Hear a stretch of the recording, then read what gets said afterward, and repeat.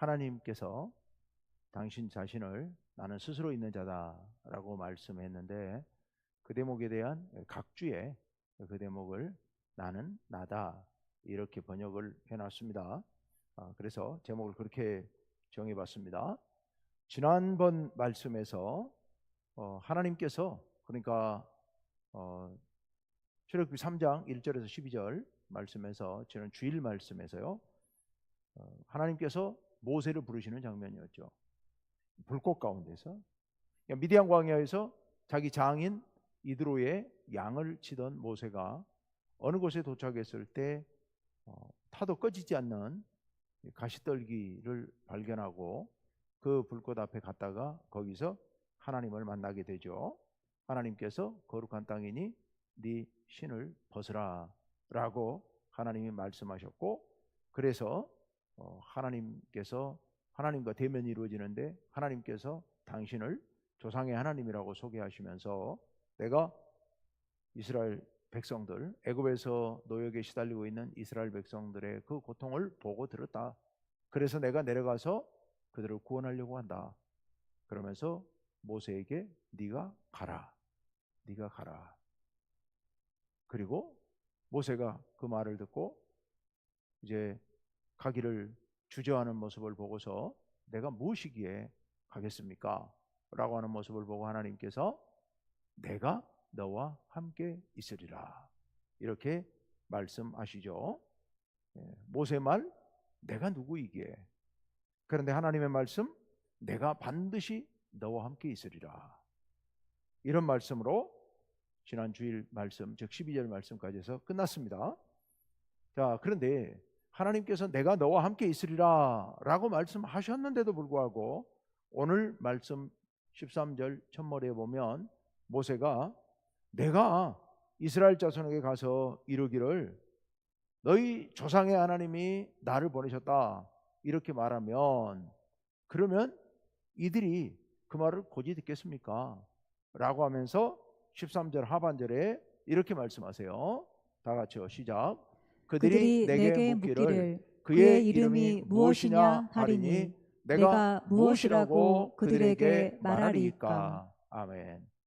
이 말씀은 이제 한마디로 말하면 못 가겠습니다 라는 이야기예요. 그러면서 동시에 하나님 당신 이름이 뭡니까? 하고 물어보는 거예요. 근데 그렇게 물어보기에는 너무 두려우니까 불경스러운 느낌이 드니까 백성들 핑계를 대는 거예요. 내가 가서 백성들에게 너희 아브라함과 이삭과 야곱의 하나님이 나를 보내셨다 그러면 그들이 그 신의 이름이 뭐냐라고 물어볼 텐데 그럼 뭐라고 대답하겠습니까? 이렇게 이제 돌려서 말을 하고 있는 겁니다.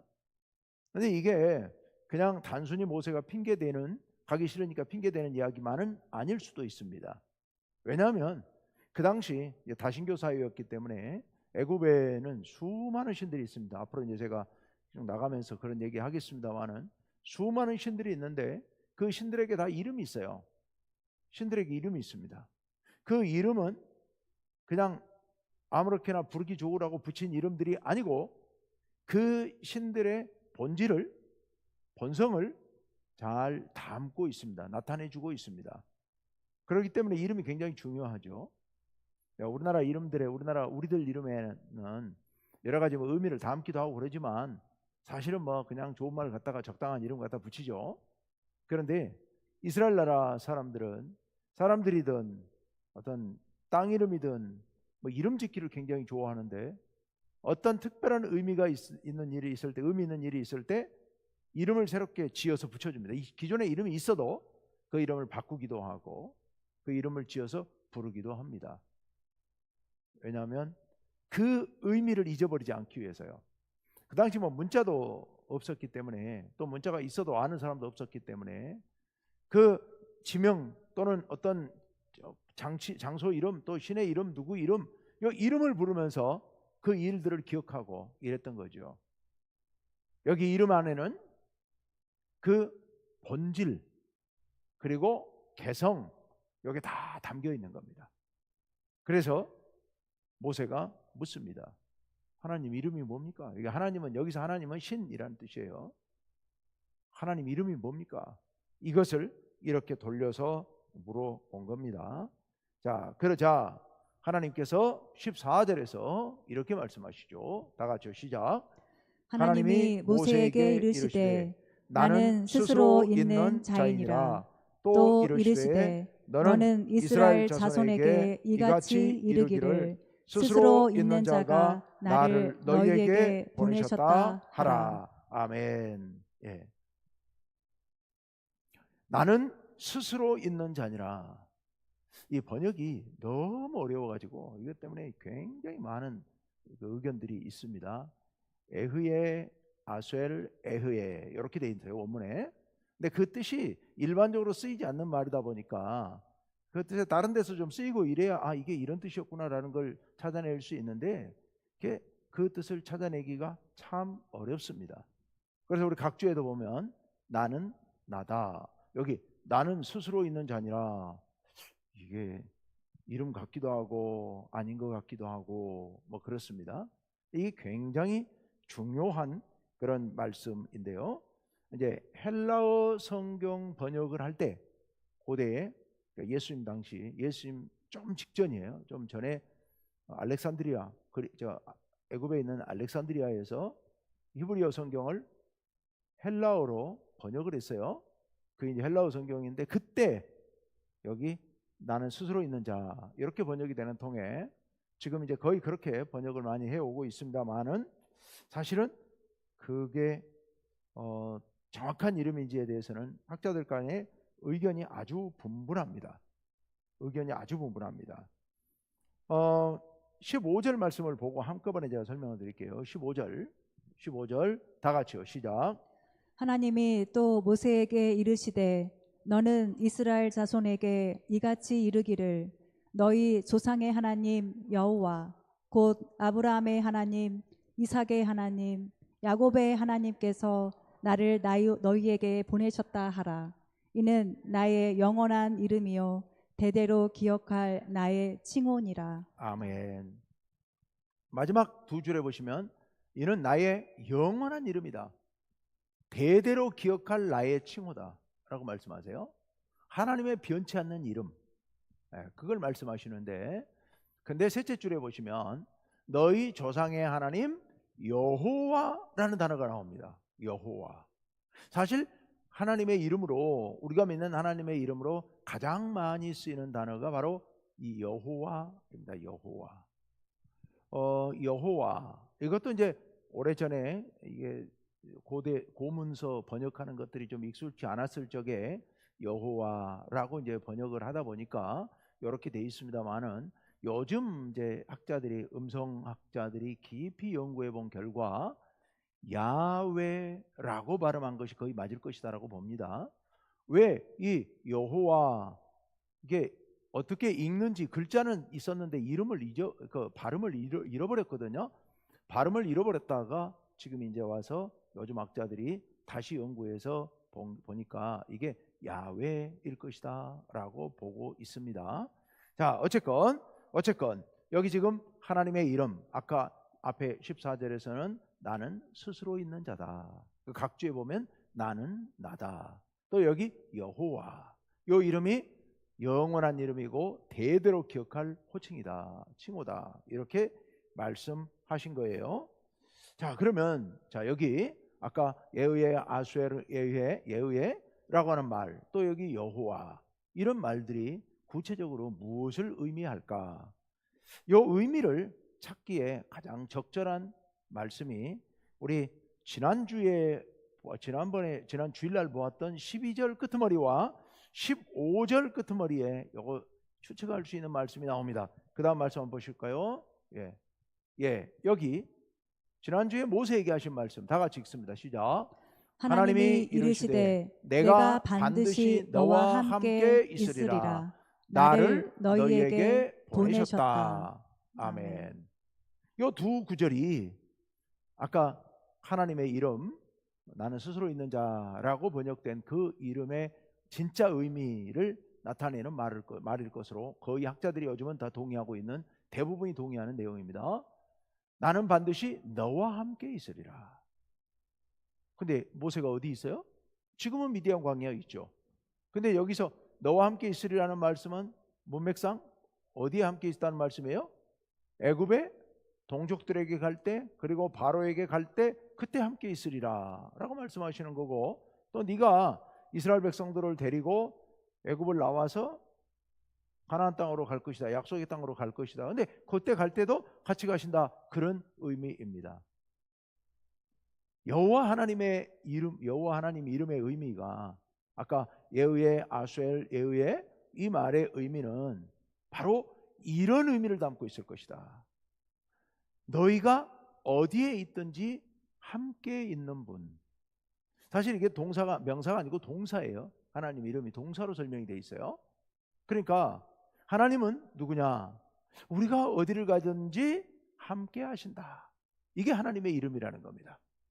애굽에 가면 애굽에 계시고 함께 계시고, 광야로 가시면 광야에 계시고, 그리고 가나안 땅으로 가시면 가나안 땅에 계시는 분.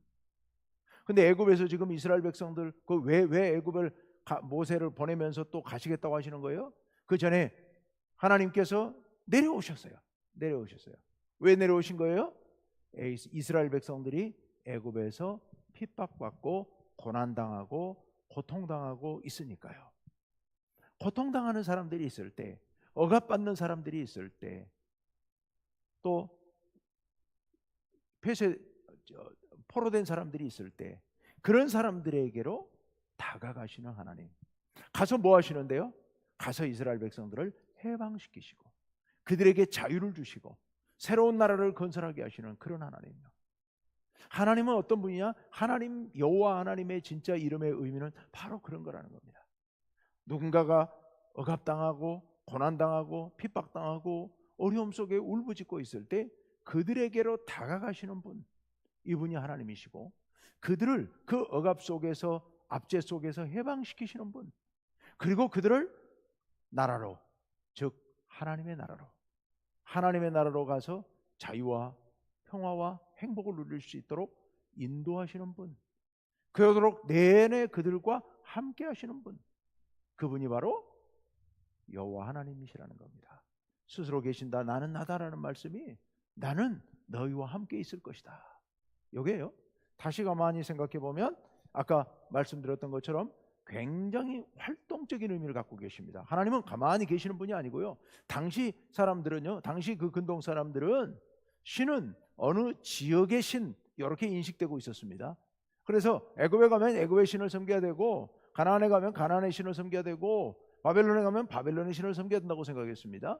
그런데 우리 여호와 하나님께서는 한 곳에 계시는 분이 아니고 대단히 활동적이고 역동적인 분이시다. 그래서 애굽으로 가서 그들을 구원하시고, 광야로 데려가시고, 가나안 땅으로 가시고, 고난당하는 자들이 있는 곳이면 그 어느 곳이든 찾아가시는 하나님, 그래서 그들을 해방시키시는 하나님. 그런 의미에서 하나님의 이름은 대단히 활동적인 이름이다. 고정되어 있는 하나님의 이름이 아니다. 내 백성을 위해서 필요한 곳이라면 어디든 있으시겠다는 겁니다. 이 하나님이 어디든 있으시다는 말씀을 가장 잘 표현한 시 구절이 시편 139편 8, 9절일 거예요. 우리 같이 한번 읽어볼까요? 시작. 내가 하늘에 올라갈지라도 거기 계시며 수월에 내 자리를 펼지라도 거기 계시니이다. 내가 새벽 날개를 치며 바다 끝에 가서 거주할지라도 거기서 나를 인도하실 것. 예. 하늘에 올라가도 거기 하나님 계시고, 수월, 저 땅 깊은 곳에 있는 죽어서 가는 곳 수월에 가서 누워 있을지라도 거기도 하나님이 계실 것이다. 새벽 날개를 치며 바다 끝에 거주할지라도, 그 다음 말은 제가 이제 너무 길어서 잘라서 지금 생략해서 거기 계신다는 말씀이에요. 거기서 나를 인도하실 것이라는 믿음의 고백, 이게 시편 139편 시인데요. 바로 여기서 하나님 어디에나 계시는 곳, 어디에나 계시는 분, 어디에나 찾아오시는 분, 그런 하나님으로 여기서 얘기하고 있습니다. 또한 하나님께서는 현재 하나님이시기도 하지만 동시에 미래의 하나님이세요. 앞으로 하실 분, 아까 모세에게 애굽으로 가시겠다는 거예요. 그리고 가나안 땅까지 데려가시겠다는 거예요. 앞으로 영원토록 너희와 함께 계시겠다는 거예요. 우리와 함께 계시는 분, 이런 분이 하나님이시다. 그런 의미에서 하나님은 미래적 존재이다는 것. 나는 미래에 그런 내가 될 것이다. 하나님이 여호와, 아까 예후에, 아수엘, 예후에 라는 말의 의미는 나는 지금 이런 존재다 라는 의미이기도 하지만 동시에 나는 앞으로 미래에 이래이래 할 신이다, 이런 의미입니다. 그래서 미래적인, 내가 의도하는 대로 미래적인 신이긴 하지만 그 미래적인 신이라 하더라도 어떤 정해진 법칙에 의해서라든지 다른 누군가의 뜻에 의해서 움직인다면 그거는 참다운 신이 아니죠. 하나님께서는 당신의 자유로운 의지에 따라서 어디든 가실 수 있고 무엇이든 하실 수 있고 누구든 구원하실 수 있는 분, 그런 분이 여호와 하나님이시다. 그래서 미래를 향해서 활짝 열려서 자유롭게 일하시는 하나님, 이런 하나님이 바로 여호와 하나님이시다 라는 의미입니다. 여러분, 언제 어떤 곳이든 당신이 계시려는 곳에는 언제나 계시는 하나님, 어떤 모습이든 당신이 원하시는 모습으로 계시는 하나님, 당신의 백성을 위해 언제 어디서나 어떤 모습으로나 계실 수 있는 하나님. 그래서 우리는 하나님의 얼굴을 하나님께서 안 보여주시죠. 보면은 사람들은 또 거기에 딱 고착돼 버리니까 하나님 안 보여주시죠. 우리 보고 하나님의 형상을 절대로 만들지 말라고 하시죠. 왜냐하면 만들어 놓으면 사람들은 그 형상만을 쫓아다니게 되고 하나님을 거기에다 딱 묶어버리고 하나님은 이런 분이야 라고 제한시켜버리기 때문에, 그러니까 하나님께서 형상을 못 만들게 하시는 거예요. 하나님은 자유로우신 분이기 때문에 우리가 어떤 형상을 만들어도 그 형상으로는 하나님을 표현할 길이 없다. 절대 불가능하다. 왜냐하면 앞으로도 하나님께서 자유롭게 바꾸시는 분이시니까. 그래서 형상을 만들지 못하도록 하신다.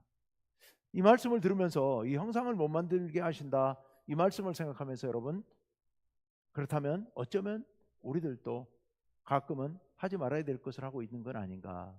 어떤 것을요? 하나님은 이런 분이야 라고 우리가 쉽게 단정짓고 이야기하는 거 있죠. 네. 하나님은 이런 분이야 라고 아는 척하는 거, 이거 위험하죠. 잘못된 거죠. 잘못된 거예요. 우리 하나님은 자유롭게 역사하시는 분이다. 그래서 우리가 뭐라고 그래도 그것은 제한을 시키는 분일 수도 있다, 제한시키는 일일 수도 있다 라는 걸 잊지 마시기를 바랍니다. 자, 아까 15절을 아까 읽고 왔는데 15절에 하나님의 이름을 여호와라고 돼 있다고 그랬어요. 여호와. 근데 여호와가 아니고 야훼라고 발음하는 게 좋겠다. 왜 그랬느냐? 자, 그 다음 이름 한번 띄워줘 보세요. 네. 이렇게 생겼어요. 네. 히브리어는 오른쪽에서 읽습니다. 오른쪽에서 왼쪽으로 읽어요. 요드 해 바브 해, 이렇게 이제 철자로 읽으면 그런 거예요. 요드 해 바브 해. 요드는 Y에 가깝고요. 그리고 해는 H, 그리고 바브는 Y 음도 나기도 하고 뭐 B음 비슷한 거 나기도 하고 뭐 이상하겠죠. 소리가 좀 특이한데 하여튼 그런 철자 네 글자로 돼 있어요. 거룩한 네 음절, 네 글자라고 얘기합니다. 거룩한 네 글자. 그래서 이스라엘 사람들은 저 글자를 원래 이름이 있었는데 저걸 어떻게 읽는지 있었는데 저거 하나님의 이름을 함부로 부르면 안 된다고 그래갖고 이름을 못 불렀어요. 이 글자가 나오면 안 읽어버렸어요. 근데 그게 수천 년 지나온 거예요. 잊어버렸어요. 대제사장만 1년에 한 번 지성소에 들어가서 작은 소리로 살짝 부르는 이름이에요. 저 이름을 잊어버리고 이제 뭐라고 불렀냐 하면은 뭔가 부르긴 불러야 되겠는데 뭐라고 할 수가 없으니까 저걸 우리 주님 할 때 주이죠. 하나님의 이름을 함부로 부르기 그래서 주님 이렇게 부르듯이 주라고 불렀어요. 아도나이라고 그래요. 그들 말로는 아도나이. 그래서 우리 새번역 성경에는 다 주로 번역이 돼 있어요. 야훼, 여호와를 주로 번역해 놨어요. 근데 이제 요즘 학자들이 가만 보니까 요 철자들이 사용되는 것들을 가만히 추적을 해보니까 이사야 할 때 야 있죠. 거기도 요게 붙어 있고요. 뭐 이런 식으로 다른 사람들의 일상적으로 쓰는 그런 언어들에 붙어 있는 철자들의 쓰임새를 연구하고 종합해 보니까 야외라고 읽었을 것이 거의 확실해 보인다. 여기에 지금은 거의 모두가 합치되어 있습니다. 통일되어 있습니다. 야외라고 읽습니다. 자, 그런데요, 이 야외, 우리가 여호와 또는 주님이라고 부르는 이 이름, 우리는 이스라엘 사람들처럼 과도하게 그렇게 부를 필요는 없는 것 같고요. 아까 저희가 말씀드렸던 것처럼 우리 하나님은 그런 하나님이시다. 자, 그다음 그런 하나님께서 이제 오늘 크게 두 가지 주제인데요. 첫 번째 주제가 이렇게 끝났습니다. 여호와 하나님의 이름, 하나님의 이름, 의미. 자, 이제 16절부터 계속해서 하나님께서 이스라엘 백성들을 어떻게 해방시키실 것인지 그 계획을 모세에게 말씀하십니다. 16절 다 같이 시작. 너는 가서 이스라엘의 장로들을 모으고 그들에게 이르기를 여호와 너희 조상의 하나님 곧 아브라함과 이삭과 야곱의 하나님이 내게 나타나 이르시되 내가 너희를 돌보아 너희가 애굽에서 당한 일을 확실히 보았노라. 아멘.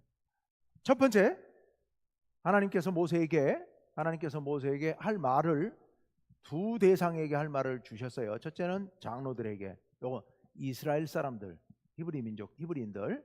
그리고 두 번째는 바로에게 뭐라고 할 것인지를 가르쳐 주세요. 자, 16절과 17절이 장로들에게 할 말인데요. 장로들이라는 게 뭐 장로 임직식을 한 장로, 그런 장로가 아니고요. 이스라엘의 그 어른들, 나이 많이 든 백성의 대표들, 그들을 그냥 지칭하는 말입니다. 그 장로들을 모아놓고 너희 조상의 하나님, 아브라함의 하나님, 이삭의 하나님, 야곱의 하나님이 너희가 고통당하는 것을 돌보고 너희가 애굽에서 당할 일을 하나님께서 확실히 보았다라고 말하라고 하시면서 17절로 가볼까요? 17절, 18절 상반절까지 다 같이요. 시작. 내가 말하였거니와 내가 너희를 애굽의 고난 중에서 인도하여 내어 젖과 꿀이 흐르는 땅 곧 가나안 족속, 헷 족속, 아모리 족속, 브리스 족속, 히위 족속, 여부스 족속의 땅으로 올라가게 하리라 하셨다 하면 그들이 내 말을 들으리니. 아멘. 아멘. 이제 가서 하나님이 말씀하신 이야기를 전하라. 내가 너희를 애굽 땅에서 인도하여 낼 것이다. 그 고난 가운데서 인도하여 낼 것이다. 그래서 젖과 꿀이 흐르는 땅, 약속의 땅.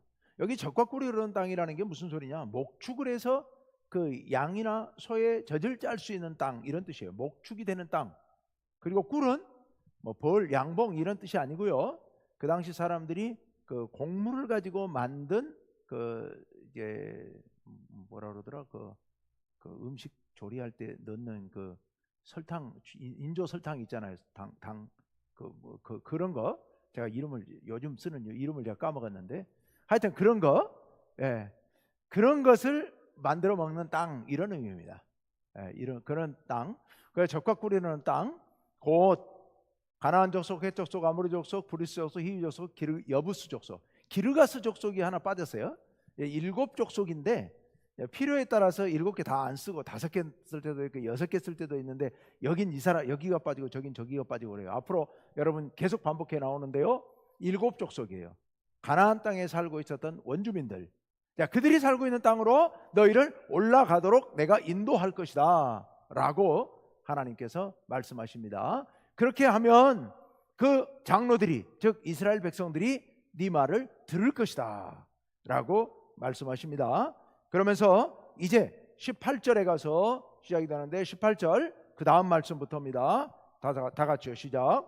너는 그들의 장로들과 함께 애굽 왕에게 이르기를 히브리 사람의 하나님 여호와께서 우리에게 임하셨은즉 우리가 우리 하나님 여호와께 제사를 드리려 하오니 사흘길쯤 광야로 가도록 허락하소서 하라. 아멘.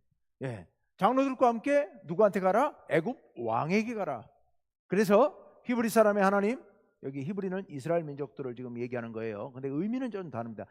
하층민들을 얘기한다. 그런데 히브리 사람의 하나님 여호와께서 우리에게 임하셨다. 그래서 우리가 제사를 좀 드려야 되겠다. 사흘길쯤 광야로 가겠다. 이걸 허락해달라라고 요청하라는 겁니다. 이게 이제 나중에 그 재앙 내릴 때도 똑같이 이렇게 얘기를 하죠. 어쨌건 하나님께서 그렇게 하라고 하십니다.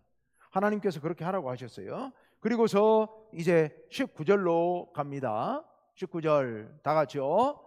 내가 아노니 강한 손으로 치기 전에는 애굽 왕이 너희가 가도록 허락하지 아니하다가 예, 내가 알고 있다. 네가 그렇게 말해도 안 들을 거다.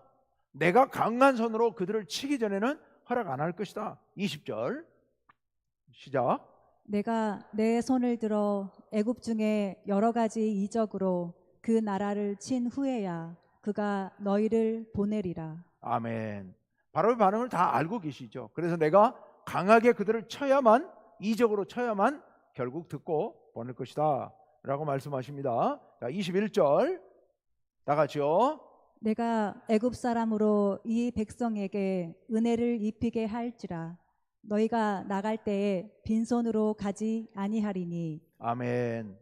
예, 너희가 나갈 때 그때 바로가 이제 마지막에 못 견디고 보내면 그때 애굽 백성들이 너희에게 은혜를 베풀도록 내가 그렇게 만들어 주겠다. 그래서 너희가 나올 때 빈손으로 안 갈 것이다. 왜 빈손으로 안 가느냐? 그동안에 고생하고 노력했잖아요. 그래서 그렇게 말씀하십니다. 그래서 22절로 마지막 22절 읽습니다. 다 같이요. 시작. 여인들은 모두 그 이웃 사람과 및 자기 집에 거류하는 여인에게 은폐물과 금폐물과 의복을 구하여 너희의 자녀를 꾸미라. 너희는 애굽 사람들의 물품을 취하리라. 아멘. 예. 마지막에 애굽 사람들의 물품을 취하리라. 이게 훔친다 또는 빼앗는다 이런 의미로도 쓰입니다. 그러니까 이게 애굽 이스라엘 백성들이 애굽에서 나올 때 애굽 사람들의 것을 빼앗거나 훔쳐서 나가라는 그런 하나님의 말씀인가? 꼭 그렇지는 않습니다.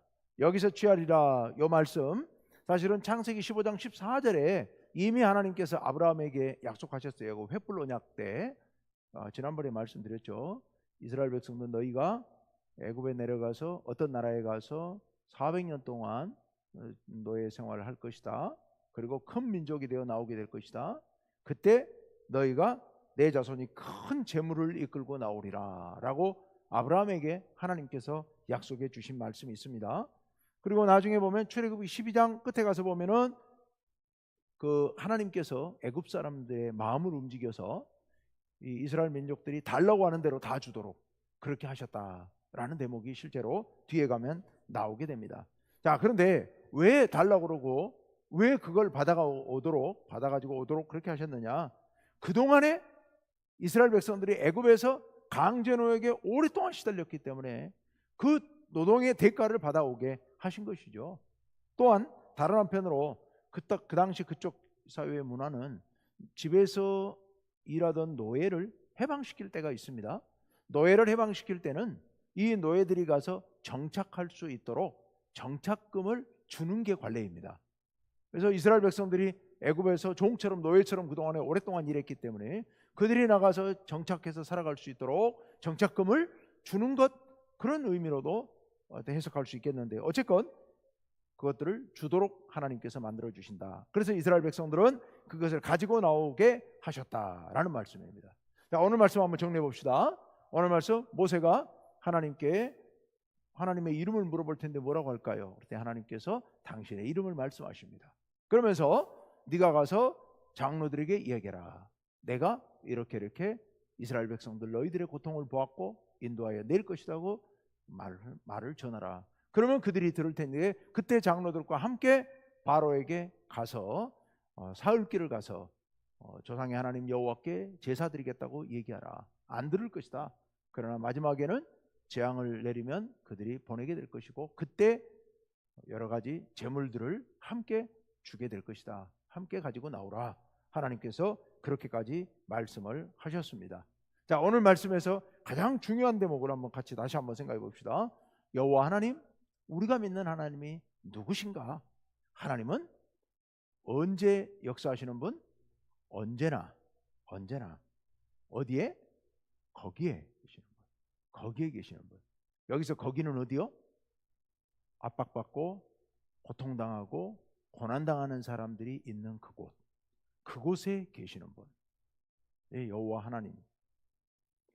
필요한 곳이라면, 주님이 필요한 곳이라면 어디든 언제든 가시는 분, 그런 분이 하나님이시다. 반드시 우리와 함께 계시는 분. 하나님께서 모세에게 말씀하신 거, 반드시 내가 너와 함께 있으리라 라는 말씀처럼 반드시 함께 계시는 분, 반드시 함께 계시면서 억압받는 그들에게 자유와 참 생명을 주시는 분. 그래서 하나님께서 예비하신 나라로 인도해 주시는 하나님, 그런 하나님이 우리의 하나님이시다. 그래서 언제 어디서나 살아계셔서 우리를 구원해 주시는 분, 이런 분이 하나님이시다. 여러분, 우리 하나님 다시 한번 잘 새겨두시길 바랍니다. 우리 하나님 어떤 분이시냐? 고난당하는 사람들 가까이 계셔서 그들을 사랑으로 구원하시고 그들에게 생명을 주시고 자유를 주시고 하나님 나라로 인도하시는 그런 하나님이 우리 하나님이시다. 그러면서 백성을 구원하실 일을 계획하고 준비하시는 분, 지금 그렇죠, 이스라엘 백성들을 구원하시기 위해서 계획하시고 준비하십니다. 그들을 구원하시는데 심지어 노동의 대가까지도 다 받아 나오도록, 빈손으로 나올 수도 있지만 하나님께서 금은보화 폐물까지도 다 받아서 나오도록 하나님께서 인도해 주셨다. 여호와 하나님은 추상적이고 고정된 명사적인 하나님이 아니시다. 현실적이고 미래적이고 동사적인 일하시는 하나님이다. 우리가 필요한 곳에 언제나 함께 하시는 분, 자유와 생명을 주시는 분, 그런 하나님이시다. 자, 이제 문제는 그 다음입니다. 문제는 그 다음 우리들이 그럼 어떻게 할 것인가? 우리가 그 하나님께로 날마다 더 가까이 나아가야 한다. 오늘 아침 새벽기도 말씀 못 들으신 분들은 아침 묵상 참고하시길 바랍니다. 시편 32편 말씀이었는데요, 말과 노새는 제갈과 고삐로 끌어야, 강제로 끌어야 너에게 가까이 갈 것이다. 너희가 그렇게 해서는 안 된다. 하나님께 스스로 가까이 해야 한다.